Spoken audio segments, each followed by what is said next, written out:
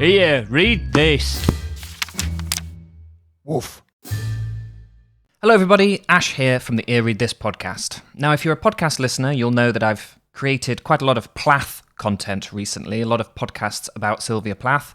Most recently I did an episode on her poem Hardcastle Crags, but I've done episodes on 4 or 5 other poems at this point. There's a few more in the works. There's an episode on the bell jar, and there's an episode on the life of Plath. I've also done a video on YouTube looking at novels based on the life of Plath. And today's video is about another Plath book, non-fiction this time. It's this beautiful book, the Bloomsbury Handbook to Sylvia Plath. It came out earlier this year, I think in March.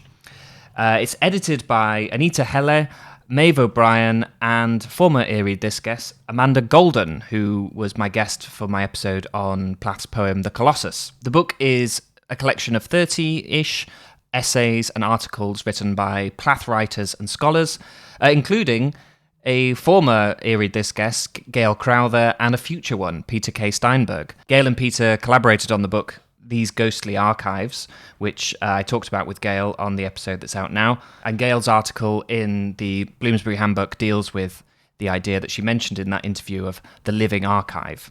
Peter's essay in this book describes his role in editing the gigantic volumes of Plath's letters, which came out in 2017 and 18.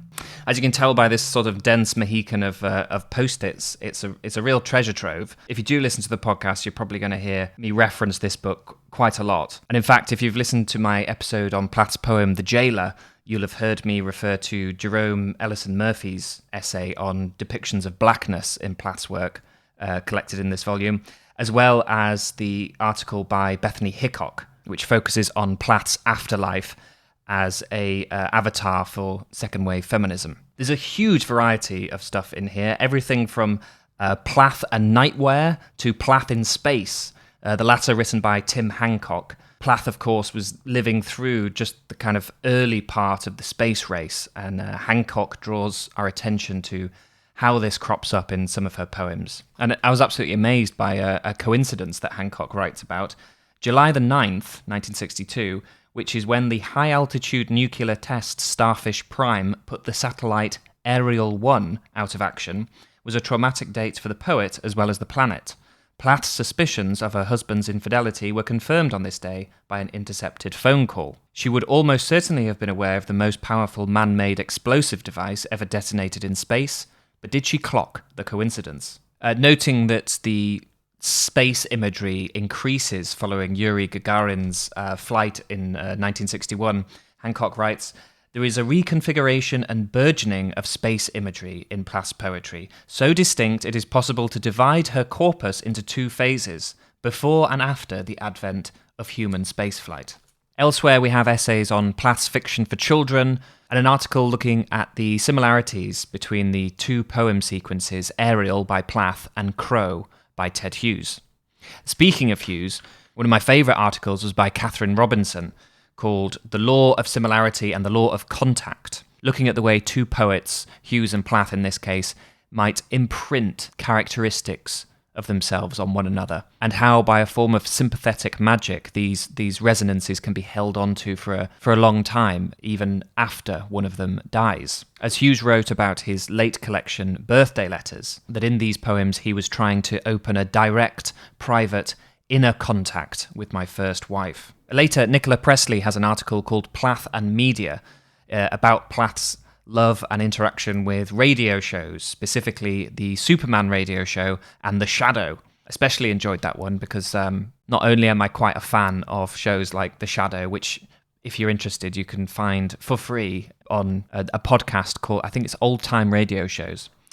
And it came up briefly in my episode with Carl Rollison, the episode on the life of Sylvia Plath. Carl brought up radio shows. I think he talked about Jack Benny more than The Shadow, but yeah. A great article highlighting the less thought-about media influences on Plath. It wasn't just Shakespeare and Yeats, it was also The Shadow. Heather Clark, the author of the recent biography Red Comet, also has an article in here looking at the friendship between Sylvia Plath and Ruth Fainlight. Fainlight was the wife of the English writer Alan Sillitoe, and so her and Plath were in rather similar situations, both American women writers married to, at the time, more famous husband writers. As Clark writes, they had more in common than famous husbands.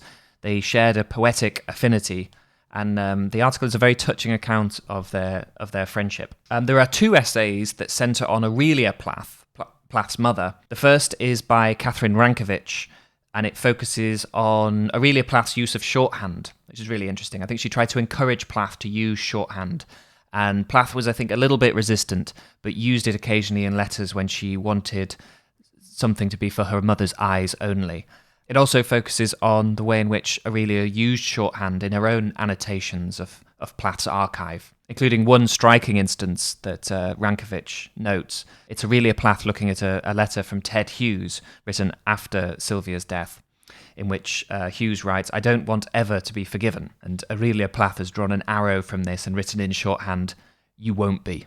There are also 2 articles by Carrie Smith and Nerys Williams on Plath's play, 3 Women. This was produced at the BBC. It's a play for voices, I suppose, and kind of in the style of Under Milk Wood. Really interesting stuff about the production of the play, and what really jumped out, given the news recently, was the fact that it was written 5 months before abortion was legalised in the UK.